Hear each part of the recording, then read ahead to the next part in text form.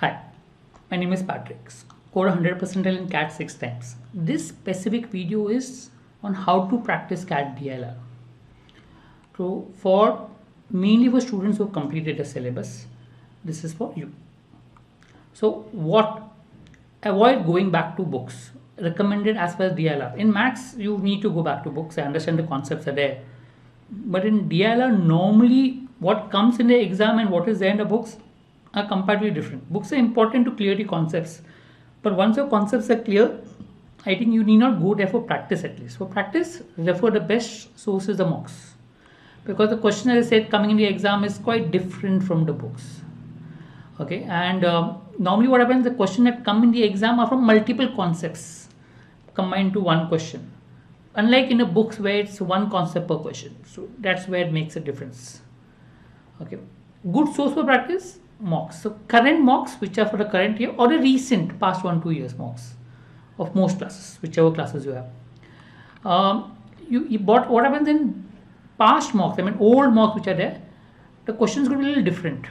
Okay, because the questions have been evolving in the CAT, and therefore mocks also have been evolving. So maybe last 1-2 years is good enough with regards to, and current mocks also good enough for practicing questions.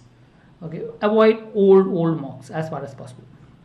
Avoid also mocks from smaller classes which gives too many mocks, because there are classes which creates number of mocks, and that time the quality of question need not be good because they don't have the resources to create those questions. Ideally, we are practicing the mocks because we need good quality questions, and creating a good DILR set is not very easy.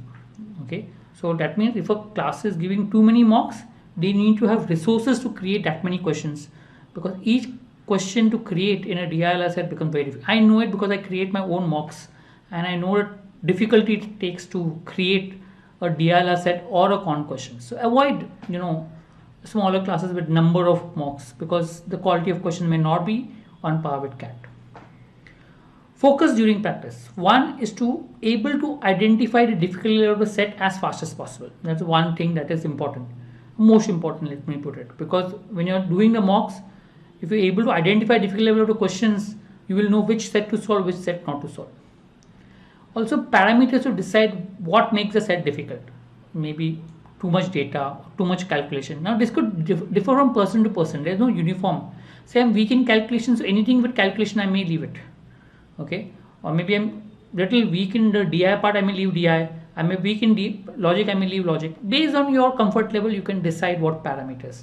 And as and when you practice more and more, you will start evolving these parameters. Then you should also focus on how to start the set. There are particular methods and ways of starting the set. Look at ways to start the set. It normally helps.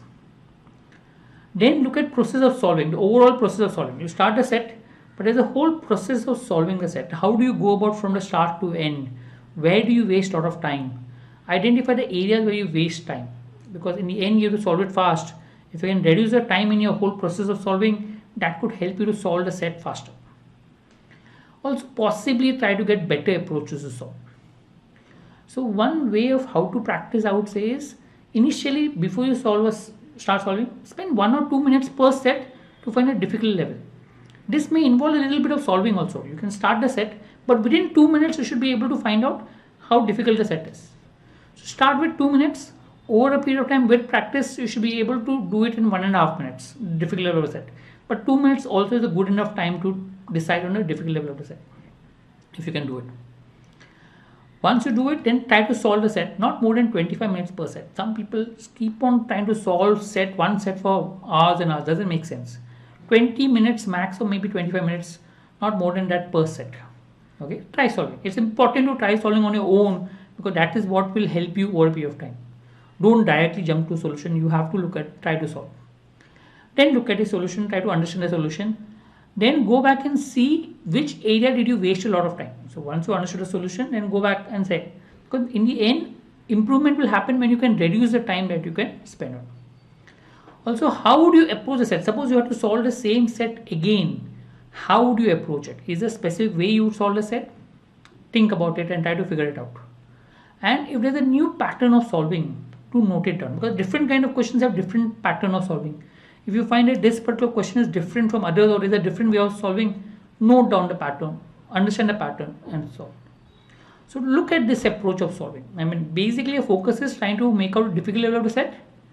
Okay, and also to try to find out how to solve the questions in a much better time, faster time. So, and also know the pattern of solving the question. Doing this definitely helps. Also, once you've finished it, go back and check your parameters which you find a difficult level of the set. Maybe you can modify it. So maybe you found that, oh, if I selected the wrong set, let me see how can I modify the parameters to improve my selection. Thank you.